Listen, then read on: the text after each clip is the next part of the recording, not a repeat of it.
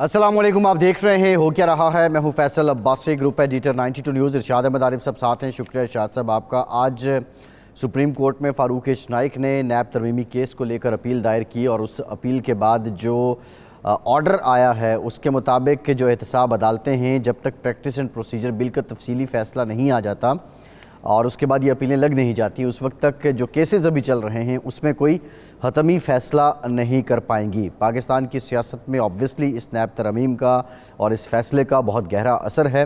पाकिस्तान के अंदर एहतसाब के नाम पे पिछली कई दहाइयों से सियासत होती रही है, लेकिन अनफॉर्चुनेटली एहतसाब कोई कर नहीं पाया है। नवाज़ शरीफ साहब जो मुस्लिम लीग नून के कायद हैं वो पाकिस्तान वापस आए और पाकिस्तान वापस आने से पहले भी उन्होंने बात की, लेकिन अब जो मुस्लिम लीग नून है वो अपनी तरक्की और खुशहाली के जो इससे कबल उनके कारनामे हैं वो पाकिस्तान के अवाम के सामने रख रही है। जो गुज़श्ता हफ़्ता था 21 अक्टूबर के बाद, नवाज़ शरीफ साहब की आमद के बाद, ये कहा जा रहा था मुस्लिम लीग नून के हलकों की जानिब से कि वो जो उनके कानूनी मामलात हैं उस पर फोकस करेंगे, लेकिन सवाल ये है कि 16 माह की इत्तेहादी हुकूमत रही मुस्लिम लीग नून की, शहबाज शरीफ साहब जिसमें वज़ीर-ए-आज़म थे, अब तक जो सफ़े अव्वल की क़यादत है पाकिस्तान के सियासी जमातों के सरबराहान हैं, बिलखुसूस जो PDM के सरबराह हैं, इनसे नवाज़ शरीफ साहब की मुलाकातें क्यों नहीं हो सकी हैं। सवाल ये है कि क्या अब इंतखाबी दंगल सज चुका है और अपना अपना खेल होगा, या उससे पहले जो मीसाक मईशत की बात की जाती थी, एक कौमी लाहे अमल की बात की जाती थी, उस पर नवाज़ शरीफ साहब अमल पैरा होंगे और बाकी सियासी सरबराहान से, रहनुमाओं से मुलाकातें करेंगे। इस पर कुछ मुफस्सल बात आज के प्रोग्राम में करेंगे। इंतहाई अहम दिन आज इसलिए भी है, आज 31 अक्टूबर है और पाकिस्तान की जानिब से गैर कानूनी तारकीन वतन को, गैर कानूनी तरीके से जो पाकिस्तान में आबाद हैं मुहाजरीन, उनको जाने की जो डेडलाइन दी गई थी वो आज पूरी हो रही है। हम आज के प्रोग्राम में जानने की कोशिश करेंगे बिलखुसूस जो अफ़गान मुहाजरीन हैं उनकी कितनी तादाद है जो जा चुकी है, माजी में जिस तरह ये लोग चले जाते थे फिर वापस आ जाते हैं, इसको रोकने के लिए क्या कुछ इक़दाम किए गए हैं, मुफस्सल इस पर भी आज के प्रोग्राम में गुफ्तगू होगी। पाकिस्तान के मायनाज़ सियासतदान, पीपल्स पार्टी के सीनियर रहनुमा साबिक वफाकी वज़ीर सैयद नवीद कमर साहब ने भी हमें ज्वाइन किया है। बहुत शुक्रिया नवीद कमर साहब आपका। आपकी तरफ आएंगे। इरशाद साहब, मुस्लिम लीग नून ने जो टिकटें हैं इलेक्शन के लिए उसकी दरख्वास्तें वसूल करना शुरू कर दी हैं। आई थिंक अब ये जो अबहाम था इलेक्शन को लेकर, इसमें तो कोई मज़ीद प्रोपेगेंडा की शायद गुंजाइश नहीं बचती। नहीं, वसूल तो करना नहीं शुरू की, तारीख़ का ऐलान किया है कि कल से दरख्वास्तें वसूल की जाएंगी और 10 नवंबर आखिरी तारीख़ मुकर्रर की गई है जी कि 10 तारीख़ तक अपनी दरख्वास्तें जमा करा दें। तो मुस्लिम लीग नून पर और नवाज़ शरीफ साहब पर जो ये इल्ज़ाम लग रहा था कि वो इलेक्शन के हवाले से खामोश हैं, शायद वो मज़ीद इल्तवा या ताख़ीर चाहते हैं, तो उसका जवाब उन्होंने दिया है कि जी हम तो बाकायदा टिकट तलब कर रहे हैं और हम तो प्रोसेस को शुरू कर चुके हैं और जो ही हमारा इलेक्शन की डेट का ऐलान होगा हम फौरी तौर पर तैयार होंगे, हमारे टिकट वगैरह हम जारी करना शुरू कर देंगे। तो मेरा ख़्याल है कि ये एक अहम पेशरफ्त है और ये जो शकूक व शुबात की फ़िज़ा है उसमें कमी वाक़ई होगी। मुकम्मल ख़त्म तो उस दिन होंगे जिस दिन चीफ़ इलेक्शन कमिश्नर साहब और इलेक्शन कमिश्नर पाकिस्तान बाकायदा तारीख़ का ऐलान करेगा कि फ़लाँ तारीख़ को, जनवरी की तारीख़ हो, फरवरी की तारीख़ हो, आम इंतखाबात होंगे, तो फिर लोग यकसू हो जाएंगे, किसी को ना एतराज़ का मौका मिलेगा, ना शक व शुबा की कोई गुंजाइश मौजूद रहेगी। लेकिन मेरा ख़्याल है नवीद कमर साहब हमारे साथ हैं, पीपल्स पार्टी की तरफ से ही ज़्यादातर शुबहात का, तहफ़्फ़ुज़ात का इज़हार हो रहा था। तो नवीद कमर साहब ये फरमाएँ कि अब आज तो मुस्लिम लीग नून ने ऐलान कर दिया कि हम तो कल से टिकट बाकायदा वसूल करना शुरू कर देंगे, इसका मतलब पार्लिमानी बोर्ड भी उनका तश्कील पा गया होगा। तो एक तो पीपल्स पार्टी की क्या तैयारी है, उसने पार्लिमानी बोर्ड तश्कील दे दिया है, टिकट तलब कर लिए हैं, और दूसरा मुस्लिम लीग की तरफ से इस ऐलान के बाद ये शक तो दूर हो जाना चाहिए कि मुस्लिम लीग या कोई और इलेक्शन में इल्तवा चाहता है, मज़ीद इल्तवा चाहता है। मान रही मेरा ख्याल के पहले आपका जो पीपल्स पार्टी की तैयारी के हिसाब से सवाल था, उसका सिर्फ जवाब ये है कि पीपल्स पार्टी की तारीख दरख्वास्तें जमा करने की काफ़ी दिन हुए गुजर भी चुकी है। उसके बाद हमारा पार्लियामेंट्री बोर्ड भी बना और पार्लियामेंट्री बोर्ड ने जो है وہ شارٹ لسٹنگ بھی مکمل کر لی ہے. جی سندھ میں بھی ٹوٹلی مکمل ہے، شاید ایک آدھ ڈسٹرکٹ رہتا ہے، اور باقی صوبوں میں بھی کافی ہوم ورک ہو چکا ہے. سو پیپلز پارٹی اس لحاظ سے تو جہاں ڈیمانڈ کر رہی ہے کہ فوری طور پہ الیکشن کی ڈیٹ دی جائے، وہاں اپنی بھی تیاری رکھ رہی ہے کہ جو ہے جیسے ہی الیکشن کا ڈیٹ کا اناؤنسمنٹ ہوتی ہے ہم تیار ہوں کہ فوری طور پہ اس پروسیس میں چلے جائیں. میں ایک بات کا، ہاں یہ آپ کی بات درست ہے کہ صحیح تو تب آپ کہہ سکتے ہیں کہ جب الیکشن کمیشن جو ہے نوٹیفائی کرے الیکشن ڈیٹ، لیکن میرا خیال ہے کہ اس سے پہلے ایک مرحلہ آئے گا جب الیکشن پروسیس پہ سپریم کورٹ نے جو نوٹس لیا ہوا ہے وہ میرا خیال ہے کہ تقریباً پرسوں اس کی ہیئرنگ ہے، اور وہاں کوئی نہ کوئی پوزیشن الیکشن کمیشن کو دینی پڑے گی کہ الیکشن وہ کرانے جا رہے ہیں تو اس کی کیا وہ تیاری ہے اور کیا دے سکتے ہیں. وہ یہ ضرور کہہ سکتے ہیں کہ ہمارا ڈیلیمیٹیشن پروسیس 28 کو یا 29 کو ختم ہو رہا ہے، تو اس کے فوراً بعد ہم ڈیٹ دیں گے یا شیڈیول دیں گے، ڈیٹ ہی نہیں بلکہ پورا شیڈیول دینا، تو وہ دیں گے. لیکن آئی ایم شیور کہ وہ انڈیکیشن جو ہے وہ یہاں پہ ضرور دے دیں گے کہ وہ کیا کر سکتا ہے. اچھا یہ فرمائیں کہ زرداری صاحب نے ایک دفعہ اعلان فرمایا کہ میں اب لاہور کے وسط میں مڈل آف دی سٹی گھر لوں گا، کیونکہ میرا گھر جو بلاول ہاؤس ہے وہ خاصا دور ہے، ورکرز کو تکلیف ہوتی ہے. لیکن اب سنا ہے کہ وہ لاہور کی بجائے ملتان میں گھر لے رہے ہیں، تو اب جنوبی پنجاب پر فوکس کیا جا رہا ہے. نہیں، ملتان میں تو گھر ہے، بلاول ہاؤس جو ہے یا بختیور ہاؤس، بہرحال کا گھر جو ہے ملتان میں وہ تو اب ہے، وہاں وہ رہ بھی چکے ہیں، تو اس کا یہ آلٹرنیٹ نہیں ہے کہ لاہور میں ہو یا ملتان میں. ملتان کا اپنا ہی سگنیفیکنس ہے اور وہاں ان کی پریزنس ہو، اور لاہور کی اپنی ہے. تو one is not the alternate for the. نہیں، پولیٹیکلی آگے جو الیکشن ہے نوید قمر صاحب، اس پہ فوکس کیا ہے؟ دیکھیں جو ریئلسٹکلی بات کی جائے تو صدرن پنجاب میں تو آپ کو ایک مارجن بھی مل سکتا ہے، اسپیس بھی مل سکتی ہے، تو آپ کا پنجاب میں اگر دیکھیں تو southern Punjab as compare to central Punjab focus ہے؟ نہیں، نہ صرف فوکس ہے بلکہ ٹریکشن بھی زیادہ ہے. اس وقت بھی جو پچھلی اسمبلی جو ختم ہوئی وہاں بھی ہماری جو پریزنس تھی پروپورشنیٹلی بھی ایبسولوٹ نمبرز میں بھی ہماری ساؤتھ پنجاب سے کافی زیادہ تھی کمپیئر ٹو سینٹرل پنجاب. تو ظاہر ہے کہ ہم بھی یہ سمجھتے ہیں کہ ہماری جو پالیسیز ہیں اور ہمارا جو اس وقت ریکارڈ ہے اس میں ہمیں ساؤتھ پنجاب میں زیادہ سیٹیں ملنے کی جو ہے توقع ہے، اور اس کو سپلیمنٹ جو ہے وہ سینٹرل پنجاب ضرور کر سکتے ہیں.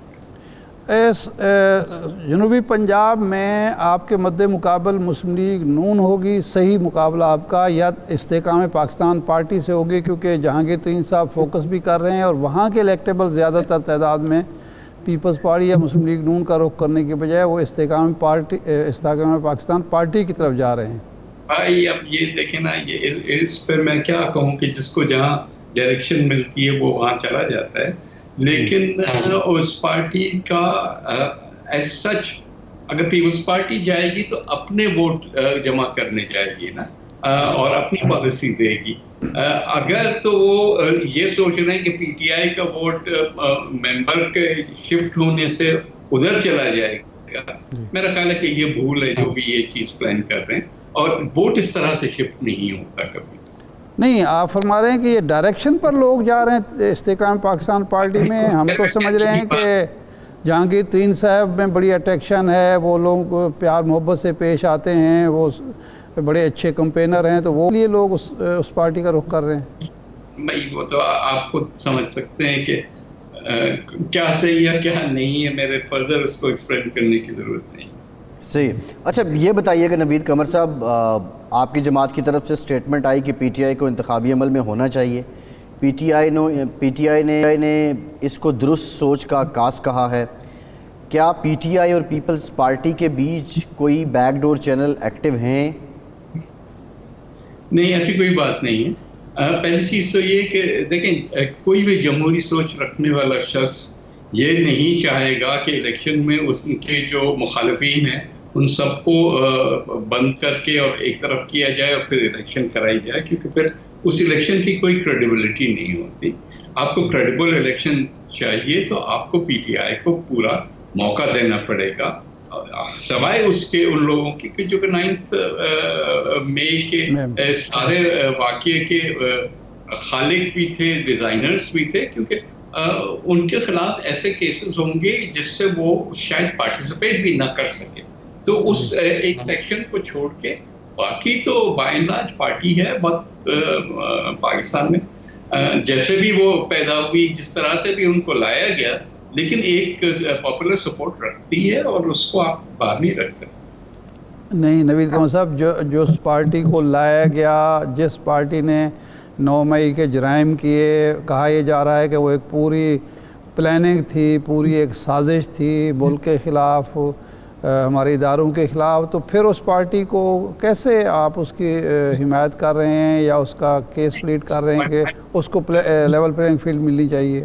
کہ کوئی حمایت میں نہیں کر رہا، نہ ہی ان لوگوں کی جو ہے وہ میں کہہ رہا ہوں کہ جو لوگ اس ساری چیز میں پلاننگ میں یا ایگزیکیوشن میں انوالو تھے، ان کو جو ہے اپرچونٹی اس طرح سے ملنی چاہیے. وہ ان کے خلاف جن کے خلاف بھی کیسز ہیں، وہ کیسز چلنے چاہیے اور دنیا کو دکھانا چاہیے کہ کس نے اس ساری چیز میں کیا کردار ادا کی. لیکن جو لوگ اس میں انوالو نہیں ہیں ان کو بھی الیکشن پروسیس سے باہر رکھنے سے آپ کی اپنی الیکشن پروسیس جو ہے اس پہ کویسچن مارک آئے گا. تو یہ نہیں ہونا چاہیے.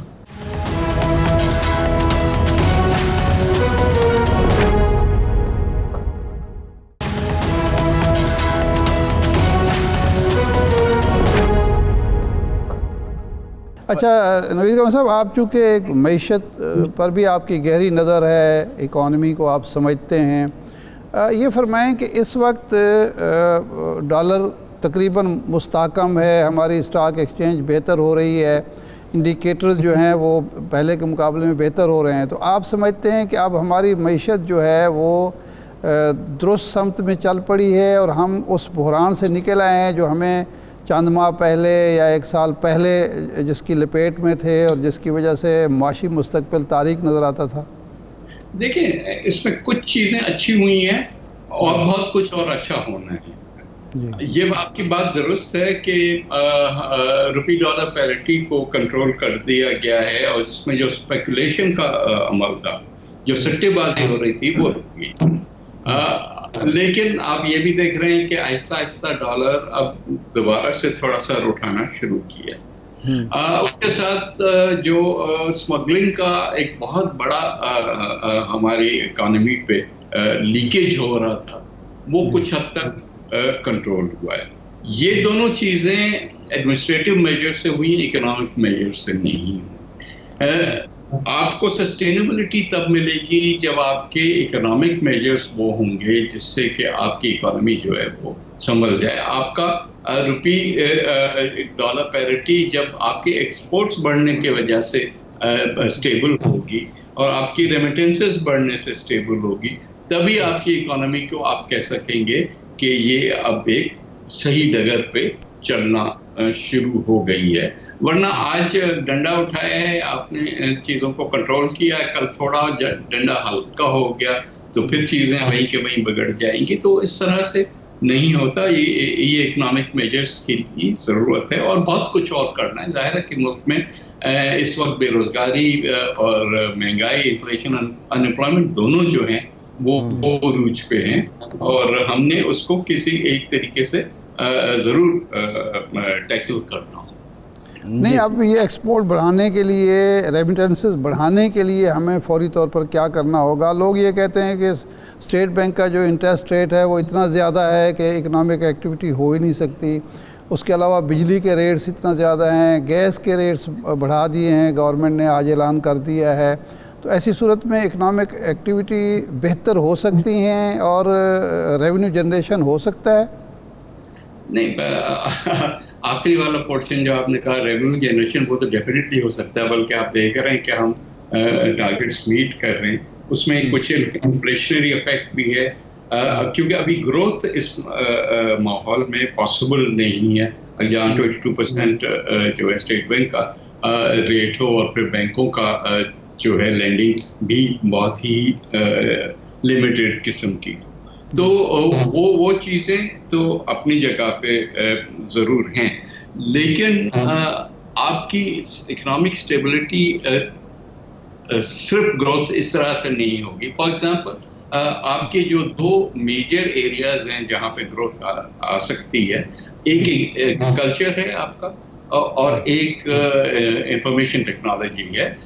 یہ دونوں ڈپینڈنٹ نہیں ہے آپ کے انٹرسٹ ریٹس پہ، یہ ڈپینڈنٹ نہیں ہے. آپ کی انڈسٹری ضرور ہے کہ سرمایہ کاری کرنے کے لیے آپ اس وقت بورو کر کے نہیں کر سکتے، کیونکہ 22 تو آپ اگر 25-30% پہ اگر بورو کریں گے تو آپ کو کتنا پروفٹ آئے گا جو کہ اس ساری چیز کو پے بیک کر سکے گا.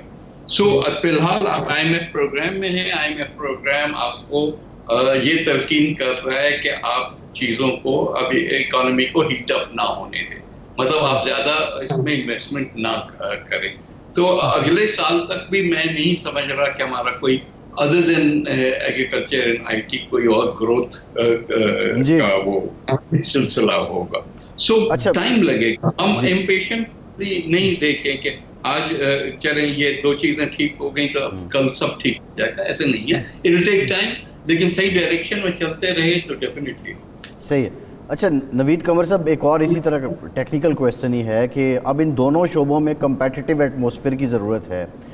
آپ ایگریکلچر کی بات کریں، ڈیزل کی پرائزز، بجلی کی پرائزز خطے کے مقابلے میں سب سے زیادہ ہیں پاکستان میں.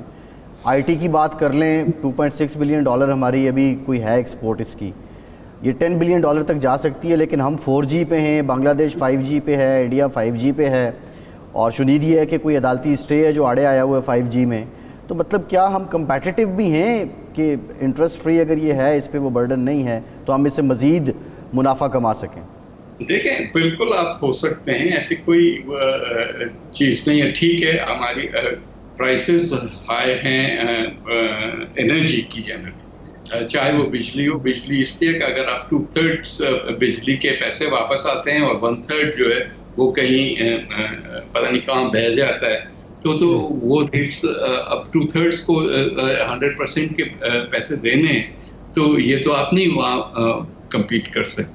لیکن باقی چیزوں میں ٹھیک ہے. IT کا مسئلہ اور ہے. IT کا مسئلہ یہ ہے کہ IT نہ صرف پوٹینشیل پر، ایون آج بھی جو IT کا ایکسپورٹ کا لیول ہے وہ اس سے جو نمبر آپ بتا رہے ہیں اس سے کافی زیادہ ہے، لیکن وہ پیسہ واپس پاکستان اس لیے نہیں آتا کہ ابھی تک لوگوں کو کانفیڈنس نہیں ہے کہ پاکستان میں آ کے جو یہاں کی پالیسیز ہیں اس کے مطابق یہ پیسہ ان کی اس طرح سے استعمال میں آ سکے گا یا نہیں، جس طرح سے اگر وہ باہر رکھیں، دوائی میں رکھیں یا سنگاپور میں رکھیں یا جہاں رکھیں تو وہ کر سکیں گے. ہمیں ان پالیسیز کو تھوڑا اور ایڈجسٹ کرنا پڑے گا. یہ سلسلہ چلا ہے کچھ ٹائم سے، لیکن ہمیں اور کانفیڈنس دینا ہوگا اس سے پہلے کہ وہ سارا پیسہ پاکستان میں آنا شروع. صحیح ہے. اچھا نوید قمر صاحب، اب اس سیاست سے ہٹ کے ہم آتے ہیں فلسطین کے ایشو پر.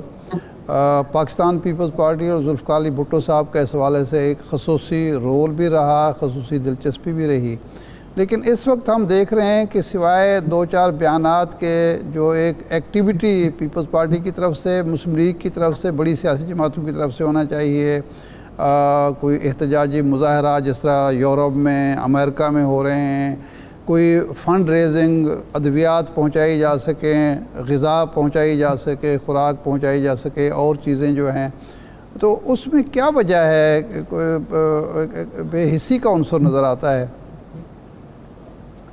میرے بھائی یہ تو بہت آسان ہے کہنا کسی کو ڈال دو، لیکن پیپلز پارٹیز نے سب سے پہلے فلسطین کے لوگوں کی، غزہ کے لوگوں کی بات کی. آپ نے دیکھا کہ جو بھی ہمارے لیٹلی جلسے ہوئے، فلسطین کے جو سفیر ہیں پاکستان میں وہ بھی اس میں شامل تھے، اور پوری کی پوری جو ہماری کاوشیں تھیں وہ اسی ڈائریکشن میں تھی کہ فلسطین کے عوام کے ساتھ یکجہتی دکھائی جا سکے. جہاں تک اس ایشو کا تعلق ہے، بالکل پاکستان نہ صرف پارٹیز، پہلے تو گورنمنٹ کو اور زیادہ ایفرٹ کرنا چاہیے یہاں سے غزہ کے لوگوں کو. ہاں یہ ضرور ہے کہ ابھی ایڈ جانا اتنا آسان نہیں ہے اور وہاں جا کے بارڈر پہ ساری چیزیں رک جاتی ہیں, لیکن ہم اپنے لوگوں کا ایفرٹ یہاں سے کریں گے تو بائی دا ٹائم وہاں وہ پوزیشن ہو کہ ہم چیزیں پہنچا سکیں تب تک ہم جمع کر چکے ہوں گے. So both government level, political parties level اور عوام ان جنرل کے لیول پہ ایک سمپتی ہے اور لوگ دیں گے اگر ایفرٹ کیا جائے تو انشاءاللہ اس پہ بھی زیادہ ایفرٹ ہونا. صحیح ہے. اچھا نوید قمر صاحب, مفاہمت خاصا رہی آصف زرداری صاحب کا, اور مفاہمت کے ذریعے آپ نے حکومت بھی چلائی, آپ نے اپوزیشن بھی کی, تحریک عدم اعتماد بھی لائی.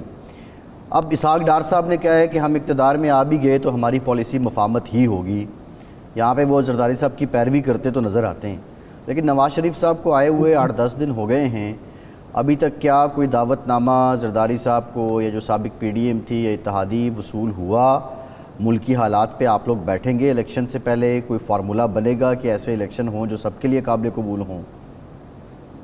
بھائی اب سوال یہ ہے کہ باتیں تو ضرور جو بھی پریس میں آ رہی ہیں, بیانات آپ نے بھی دیکھے ہیں, ہم نے بھی دیکھے, آگے کوئی کمیونیکیشن ہوا ہے یا نہیں میرے علم میں نہیں ہے, بٹ آئی ڈونٹ نو, ہو سکتا ہے کہ ہوا ہو, لیکن آج نہیں تو کل.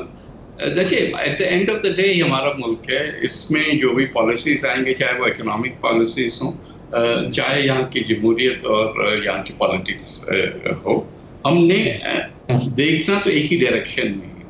ہماری آپس میں ظاہر ہے کہ ہم سب الگ الگ پولیٹیکل پارٹیز ہیں اور الیکشن اپنے اپنے پلیٹ فارم پہ اپنے اپنے مینیفیسٹو کے ساتھ لڑیں گے اور ایک دوسرے کے خلاف بھی لڑیں گے, اور کہیں کہیں ہو سکتا ہے کہ کوآپریشن بھی ہو.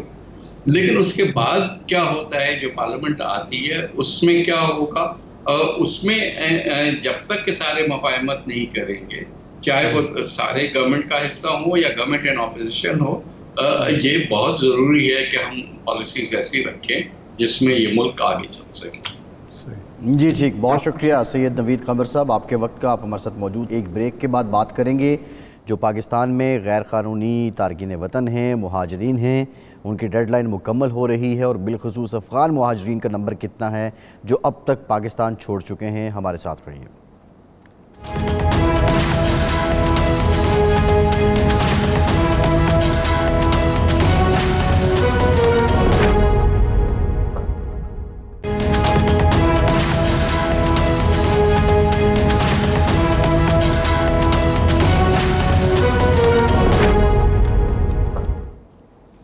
بریک کے بعد ایک بار پھر سے آپ کو خوش آمدید کہیں گے. ارشاد صاحب, آج تاریخ مکمل ہو رہی ہے, یہ ڈیڈ لائن مکمل ہو جائے گی, اور کل سے پھر پاکستان جو ہے اس نے جو الٹیمیٹم دیا تھا غیر قانونی تارکین وطن کے خلاف کریک ڈاؤن بھی کر سکے گا اور کارروائیاں بھی کر سکے گا. لیکن میرا سوال یہ ہے ارشاد صاحب کہ 1-2 بار پہلے بھی میں نے یہ وٹنس کیا کہ لوگ اسی طرح گئے, اور پھر ایون تو یہ ہوا کہ جب حامد کرزئی صدر تھے افغانستان میں, لوگ یہاں سے گئے, وہاں سے وہ پیسے ڈیلے, پھر واپس پاکستان آ گئے, اور اس کے وہ جواز بھی پیش کرتے ہیں. لیکن ایک بہت بڑا نمبر ہے جو غیر قانونی طریقے سے لوگ پاکستان میں رہ رہے ہیں. ان کو بھیجنے کے بعد آپ سمجھتے ہیں اب کی بار ہمارے اقدامات بھی ایسے ہیں کہ کوئی غیر قانونی طریقے سے پاکستان میں داخل ہی نہ ہو سکے؟ دیکھیں, جو ہمیں گزشتہ 1 ماہ میں دیکھنے کو ملا ہے وہ یہ ہے, بلکہ 2-3 ماہ میں, صرف اسی کی میں بات نہیں کر رہا, سمگلنگ کے حوالے سے ہو, ایرانی تیل کی خرید و فروخت کے حوالے سے ہو, ڈالر کی سمگلنگ کے حوالے سے ہو, مارکیٹ فورسز جس طرح سے مینیپولیٹ کر رہی تھیں ڈالر کو اور اسٹاک ایکسچینج کو, تو حکومت اور ریاست مجھے یوں لگ رہا ہے کہ اس دفعہ یہ پختہ ارادہ کر چکے ہیں کہ اب کوئی ٹالرنس نہیں ہوگی, کسی اقدام کو ریورس نہیں ہونے دیا جائے گا اور اسی کوشش کو ناکام نہیں ہونے دیا جائے گا. پہلے اگر یہ لوگ بھیجے گئے اور پھر واپس آ گئے تو اس میں ظاہر بات ہے کہ اگر واپس آئے ہیں اور کسی نے نہیں روکا یا روکنے کی کوشش نہیں کی یا سیریسلی نہیں لیا اس معاملے کو, تو اس کا مطلب ہے ہماری اپنی مرضی شامل تھی, یا کم از کم ہم نظر انداز کر رہے تھے, ہمارے نزدیک کوئی یہ ایشو نہیں تھا, پرائرٹی میں ہمارے شامل نہیں تھا. اب ہماری پرائرٹیز میں جب یہ چیز شامل ہو گئی ہے کہ ہم نے کسی بھی غیر قانونی طور پر مقیم غیر ملکی کو اس ملک میں برداشت نہیں کرنا، ان کو اپنے وطن میں واپس جانا ہے، بھیجنا ہے، تو پھر میرا نہیں خیال کہ اب یہ چلے جائیں گے تو دوبارہ آنے کی اجازت دی جائے گی۔ اب تو باڑ بھی لگ چکی ہے اور کراسنگ پوائنٹ پر چیکنگ بھی ہو رہی ہے، تو میرا نہیں خیال کہ یہ اتنا آسان ہوگا۔ یہ سارا کچھ آسان اس لیے تھا کہ نہ کراسنگ پوائنٹ پہ کوئی بھرپور چیکنگ کا سسٹم تھا یا کوئی سنجیدگی سے چیک کیا جاتا تھا، اور نہ ملک میں جو لوگ گھوم پھر رہے ہیں غیر قانونی طور پر بغیر ویزا کے، بغیر پاسپورٹ کے، کوئی پوچھنے والا تھا۔ اب اگر یہ پوچھ گچھ بھی شروع ہو گئی ہے، پڑتال بھی شروع ہو گئی ہے اور کراسنگ پوائنٹس پر بھی چیکنگ ہو رہی ہے، تو ایک دفعہ یہ چلے جائیں گے تو پھر میرا خیال ہے غیر قانونی طور پر آنا مشکل ہوگا۔ اور یہ صرف افغانی نہیں ہے، اس میں یقیناً بنگلہ دیشی بھی ہوں گے، کوئی ایرانی بھی ہوں گے، کچھ اور افریقن ممالک جو ہیں ان کے لوگ افریقی بھی ہوں گے۔ دیکھیں یہ ہے تو مذاق نا، دنیا میں کہاں ہوتا ہے کہ آپ جائیں اور اس کے بعد آپ کا بغیر ویزے کے داخل ہو جائیں، یا ویزا اگر ہے ایکسپائر ہو جائے تو آپ گھومتے پھرتے رہیں۔ یہ کون اجازت دیتا ہے آج کے دور میں؟ یہ ہماری اس نرم پالیسی اور ہماری اس نرمی کا جو ہمیں سب سے زیادہ نقصان ہوا ہے کہ پھر ہم یہ تفریق نہیں کر سکے کہ جو لوگ ملک میں داخل ہو رہے ہیں یا یہاں گھوم پھر رہے ہیں ان میں کتنے کرمنلز ہیں، کتنے جو ہیں کسی ملک کے فرستادہ ہیں، جاسوس ہیں، کتنے لوگ ہیں جو دہشت گرد ہیں۔ صحیح ہے، یہ ساری چیزیں قباحتیں تو پیدا ہوئی ہیں۔ بالکل۔ شاہد صاحب، ترجمان دفتر خارجہ ممتاز زہرا بلوچ صاحبہ نے ہمیں جوائن کیا، بہت شکریہ محترمہ آپ کے وقت کا۔ یہ بتائیے گا آج کی ڈیٹ تک کتنے جو افغان مہاجرین ہیں غیر قانونی طریقے سے یہاں مقیم تھے اور وہ واپس جا چکے ہیں؟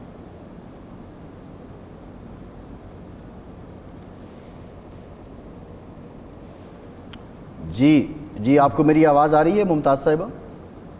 جی ابھی آئی ہے، سوری۔ میرا سوال آپ سے یہ بتائیے کہ آج کے دن تک کتنے لوگ غیر ملکی، اس میں افغان بھی ہوں گے، ایرانی بھی ہوں گے، بنگلہ دیشی بھی ہوں گے، افریقی بھی ہوں گے، کتنی تعداد میں لوگ واپس چلے گئے ہیں رضاکارانہ طور پر، اور مزید کتنے لوگ آئیڈینٹیفائی ہوئے ہیں، کتنی تعداد ہے جو ابھی ملک میں موجود ہیں جنہیں گرفتار کر کے اور دوسرے طریقوں سے بھیجا جائے گا؟ دیکھیں یہ والے جو فیکٹس اینڈ فگرز اور سٹیٹسٹکس ہیں، یہ آپ کو ہماری لا انفورسمنٹ ایجنسی سے ملیں گی یا بارڈر آفیشل سے ملیں گی جو آپ کو ایگزیکٹ فگرز بتا سکیں گی۔ اچھا، صحیح ہے۔ تو آپ کے علم میں نہیں ہے کہ کتنے لوگ بھیجے گئے ہیں ابھی تک؟ اچھا یہ فرمائیے کہ سینئر صحافی ہیں نصرت جاوید صاحب، انہوں نے یہ دعویٰ کیا ہے کہ امریکہ کی طرف سے ہم پر دباؤ آیا ہے کہ ان کے ایسٹس ہیں جو افغانستان سے لوگ آئے تھے ان کو زبردستی نہ بھیجا جائے، ان کو رجسٹریشن کی جائے، تو کیا وزارت خارجہ کے علم میں ہے کہ اس قسم کا دباؤ ہم پر آیا ہے؟ دیکھیں پہلی بات تو یہ ہے کہ جو پاکستان کی پالیسی ہے، جو اللیگل فارنرز ریپیٹریشن پلان ہے، یہ پاکستان نے بالکل اپنے مفاد میں اس کو پالیسی کو بنایا ہے، اور یہ ہمارا ایک سوورن رائٹ ہے آزاد خود مختار ملک کی حیثیت سے کہ ہم اپنے امیگریشن لاز کو امپلیمنٹ کرتے ہیں، اور اسی سلسلے میں یہ ایک پلان کل 1 نومبر سے امپلیمنٹ ہونے جا رہا ہے۔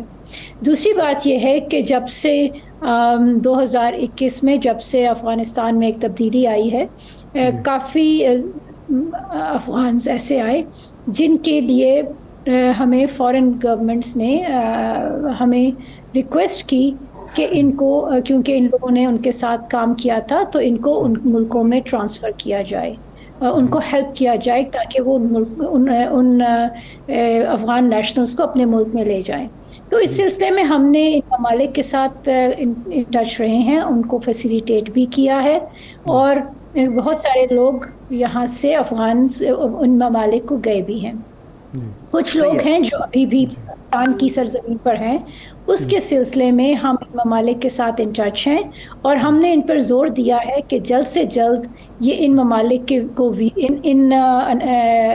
افغان نیشنلز کو ویزاز دیں تاکہ وہ جلد سے جلد پاکستان کی سرزمین چھوڑ کر وہاں جا سکیں. جی صحیح ہے.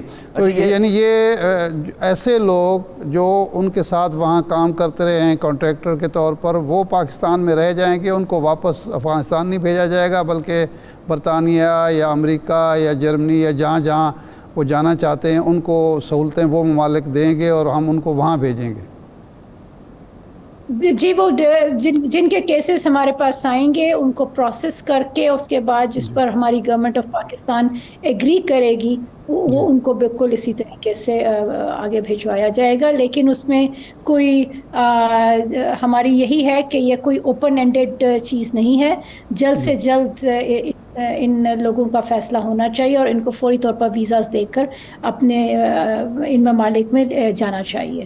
ان کی تعداد کتنی ہے ممتاز صاحبہ؟ کوئی اندازہ ہے یہ جو درخواستیں آپ کو موصول ہوئی ہیں وہ کتنی ہیں؟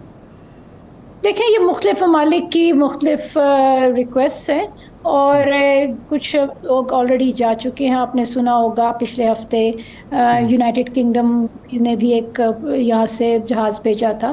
اس طرح اور بھی ممالک ہیں.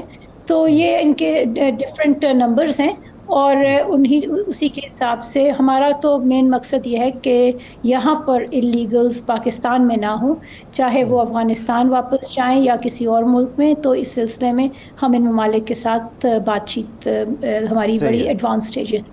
جب یہ انخلاء کا عمل مکمل ہوتا ہے، کل سے ظاہر شروع ہو جائے گا، تو اس کے بعد افغان گورنمنٹ کے ساتھ کیا طے پایا ہے کہ اب بغیر ویزے بغیر پاسپورٹ کے کوئی پاکستان میں داخل نہیں ہوگا، یا کوئی اور سسٹم بھی جو ہے ایوالو کیا جا رہا ہے کہ آسانی سے ان لوگوں کو جو یہاں مزدوری کے لیے آنا چاہتے ہیں، علاج کے لیے آنا چاہتے ہیں، رشتہ داروں سے ملنے کے لیے کوئی اور سسٹم بھی ایوالو کیا جا رہا ہے؟ دیکھیں پاکستان کا جو ویزا پروسیس ہے، اسپیشلی ہمارے جو افغانستان کے ہمارے بہن بھائی ہیں ان کے لیے کافی ریلیکسڈ ویزا رجیم ہے اور ہم ان کو جو بھی لیگل طریقے سے پاکستان آنا چاہے اور پاکستان کے قوانین کے حساب سے ان کی اپلیکیشنز اگر ان آرڈر ہیں تو ان کو پاکستان اپنے پروسیسز کے حساب سے ویزا دے گا تاکہ وہ یہاں پر آ کر لیگل طریقے سے کام بھی کر سکیں. اور اگر کوئی علاج معالجے کے لیے یا فیملیز کو وزٹ کرنے کے لیے آنا چاہتے ہیں تو اس کے سلسلے میں بھی ہمارا جو سفارت خانہ ہے کابل میں وہ ان کو ویزاز دے گا. صحیح ہے. اچھا ایسے لوگ بھی ہوں گے ظاہر بات ہے جو افغان گورنمنٹ کے شاید مخالفین ہوں یا افغان گورنمنٹ ان کو پسند نہ کرتی ہو کہ وہ ملک میں واپس آئیں، تو ایسے لوگوں کے لیے کوئی پالیسی ہم نے بنائی ہے، کوئی ان کے لیے نرمی برتی جائے گی؟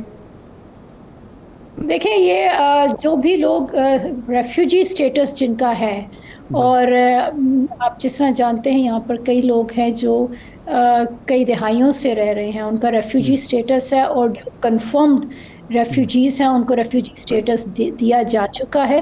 ان پر اس پالیسی کا اطلاق نہیں ہوگا، وہ ابھی پاکستان میں رہیں گے اور ان کی واپسی پھر انٹرنیشنل قوانین کے حساب سے یونائٹڈ نیشنز کے ساتھ مل کے اور افغان حکام سے ڈسکس کر کے اس کے بعد ان کا لائحہ عمل تیار کیا جائے گا اور امپلیمنٹ کیا جائے گا. یہ ہمارا فوکس اللیگل انڈیویجولز پر ہے.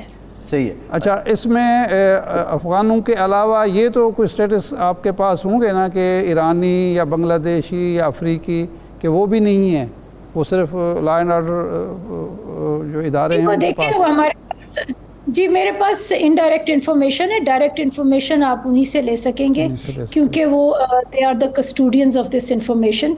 میرے پاس انڈائریکٹ انفارمیشن ہے. جی ٹھیک، بہت شکریہ ممتاز زہرا بلوچ صاحبہ دفتر خارجہ ہمارے ساتھ موجود تھیں. ایک بریک کے بعد دوبارہ حاضر ہوتے ہیں.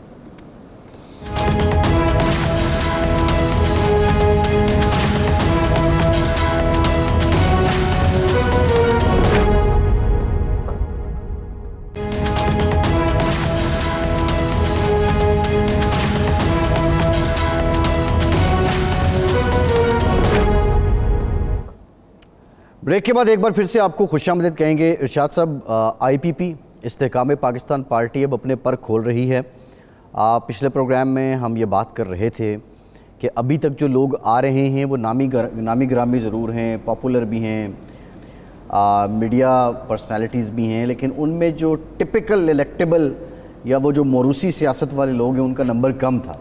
لیکن حال ہی میں پنڈی سے ایک بہت بڑی سیاسی شخصیت غلام سرور خان صاحب، چودھری نثار علی خان صاحب کو وہ ہرا چکے ہیں، لاسٹ ٹائم بھی ہرایا، پھر پچھلے دور میں بھی ہراتے رہے ہیں، وہ آئی پی پی کا حصہ ہو گئے ہیں اور بڑے کلیدی وزیر تھے یہ پی ٹی آئی کے دور میں، پہلے پیٹرولیم کے رہے پھر ایویشن کے ہوئے، اور ان کی سٹیٹمنٹ بھی آپ کو یاد ہے جو پارلیمنٹ میں انہوں نے دی تھی. وہ زخم ہم آج تک سہلا رہے ہیں. جی، انہوں نے جو ایویشن کے حوالے سے سٹیٹمنٹ دی تھی ہمارے جو ماشاءاللہ پی آئی اے کے پائلٹ سے پی آئی اے متعلق، کے پائلٹس کے حوالے سے آج تک پی آئی اے پر پابندی ختم نہیں ہوئی اور ہمارے پائلٹس کو کہیں نوکری کوئی نہیں دیتا. لیکن ارشاد صاحب وہ بطور وزیر تو ان کی کارکردگی پہ ہم کرٹیسائز کر سکتے ہیں، لیکن بطور سیاستدان ہیں وہ الیکٹیبل بہت پائے 88 سے غالباً یا 85 سے وہ کبھی قومی اسمبلی میں کبھی صوبائی اسمبلی میں وہ نہیں. ان کو یہ خاصا ہے کہ وہ 2 حلقے متعدد بار اکٹھے جیتے ہیں. ہاں یہ اور چودھری نثار علی خان کو ہرانا ارشاد صاحب وہ کوئی خالہ جی کا گھر نہیں ہے آنیسٹلی اسپیکنگ. اب وہ شامل ہو گئے ہیں تو آپ کو کیا لگتا ہے کہ اب آئی پی پی الیکٹیبلز کا جھرلو پھیر دے گی؟ نہیں، وہ بھی ہیں، یہ یاسر عرفات غالباً مظفر گڑھ سے جنوبی پنجاب سے وہ ہوئے ہیں، کچھ اور لوگ ہوئے ہیں، اور یہ جلسہ جو ہوا ہے جہانیہ میں وہ بھی تو ایک اسی طرف تھا. اس کا مطلب یہ ہے کہ الیکٹیبلز نے اب مسلم لیگ نون کی بجائے پیپلز پارٹی کے بجائے ایک اور کھلا دروازہ دیکھ لیا ہے اور وہ اس طرف جا رہے ہیں. نوید قمر صاحب تو خیر یہ کہہ رہے تھے کہ ان کو بھیجا جا رہا ہے، لیکن میرا خیال ہے وہ تحریک استحکام پاکستان پارٹی کو قائم ہوئے 3 مہینے 4 مہینے تو ہو گئے ہیں نا، لیکن اب آنا شروع ہوئے ہیں لوگ، تو اس کا مطلب ہے کہ کوئی نہ کوئی انہیں نظر آ رہا ہے کہ اگلے جو الیکشن کی ہوگی مینجمنٹ ہوگی یا الیکشن میں جو صورتحال بنے گی اس میں کوئی نہ کوئی حصہ رسدی یا حصہ و قدر جسہ تحریک انصاف کو بھی ملے گا. کیونکہ یہ جو الیکٹیبلز ہوتے ہیں نا جی، یہ بڑی سوچ بچار کرتے ہیں، اپنے ووٹ بینک کو دیکھتے ہیں، پھر اس میں دیکھتے ہیں کہ کون سی پارٹی کا ووٹ اس میں مزید شامل ہو سکتا ہے، کس پارٹی سے مجھے سرمایہ مل سکتا ہے، کس پارٹی سے ورکر مل سکتے ہیں، اور کس پارٹی کو اگلے جو حکومت بنے گی اس میں کوئی حصہ مل سکتا ہے. یہ ساری چیزیں سوچنے کے بعد ہی کوئی الیکٹیبل یہ فیصلہ کرتا ہے کہ جی مجھے کس پارٹی کا رخ کرنا چاہیے. تو اب دیکھتے ہیں کہ کیا ہے، لیکن یہ اب جو استحکام پاکستان پارٹی سمجھا یہ جا رہا تھا کہ یہ پی ٹی آئی کے لیے خطرہ ہے، یا پی ٹی آئی کے جو لوگ ہیں اس کو توڑ کے یہاں شامل کیا جائے گا. ابھی جا تو وہی لوگ رہے ہیں، لیکن اب یہ خاص طور پر مسلم لیگ نون کو بھی اس پر سوچنا پڑے گا کہ اگر وہ یہ سمجھ رہے تھے کہ لیول پلینگ فیلڈ کا جو مطلب وہ لے تھے اس کے مطابق ان کو مل رہی ہے، جس کو پیپلز پارٹی والے اور دوسرے مخالفین فیور کہتے ہیں، یا میاں نواز شریف صاحب کے لیے ایک اقتدار کی راہ ہموار کرنا کہتے ہیں، ایسا نہیں ہے. اس میں حصہ دار بھی ایک پیدا ہو گیا ہے. اب یہ کیا ہوگا کہ یہ وفاقی حکومت میں حصہ مانگیں گے یا پنجاب پر ان کا کلیم ہوگا، کیونکہ ہوا یہ ہے کہ یہ پنجاب میں پارٹی بنی ہے، ایک کے پی کے میں بنی ہے. انہی 2 جگہوں پہ پی ٹی آئی کا اثر رسوخ تھا، پی ٹی آئی کی حکومتیں تھیں، پی ٹی آئی کا سارا ووٹ بینک تھا.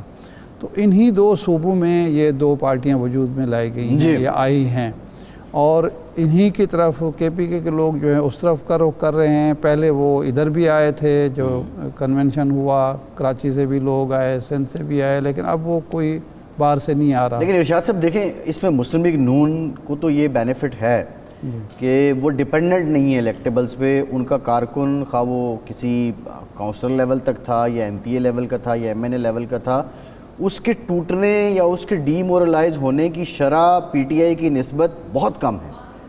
آپ اس کو کنسیڈر ہی نہیں کر سکتے. نہیں وہ تو ٹھیک ہے. اور وہ کیوں؟ اور انہوں نے کیا نا یہ جو ضمنی الیکشن پنجاب کا تھا اس میں نہیں دیکھیں نا، الیکٹیبلز کو وہ ضمنی الیکشن چھوڑنے والوں کو ٹکٹ دی تو کیا نتیجہ نکلا؟ ضمنی الیکشن میں جو ان کو شکست ہوئی، جی 15 سیٹیں وہ ہارے، تو وہ بھی تو ایک لمحہ فکری ہے نا مسلم لیگ نون کے لیے کہ جو اس گڑھ سمجھا جاتا تھا، لاہور جیسے شہر میں وہ سیٹ ہار گئے. جی تو اس کا مطلب ہے کہ یہ بات نہیں ہے کہ جی وہ لاہور میں جو ایک سیٹ وہ ہارے ہیں وہ تو پی ٹی آئی سے نہیں آیا تھا، ان کا پرانا ورکر تھا، وہ بھی ہار گیا. تو اس لیے مسلم لیگ نون کے لیے بھی لمحہ فکریہ ہے استحکام پاکستان پارٹی کا عروج یا اس میں اس کی طرف رجوع جی ہونے کا. صحیح ہے. ارشاد صاحب پروگرام کا ٹائم ختم ہو گیا. شکریہ آپ کا. آج کے پروگرام سے اتنا ہی. اجازت دیجیے.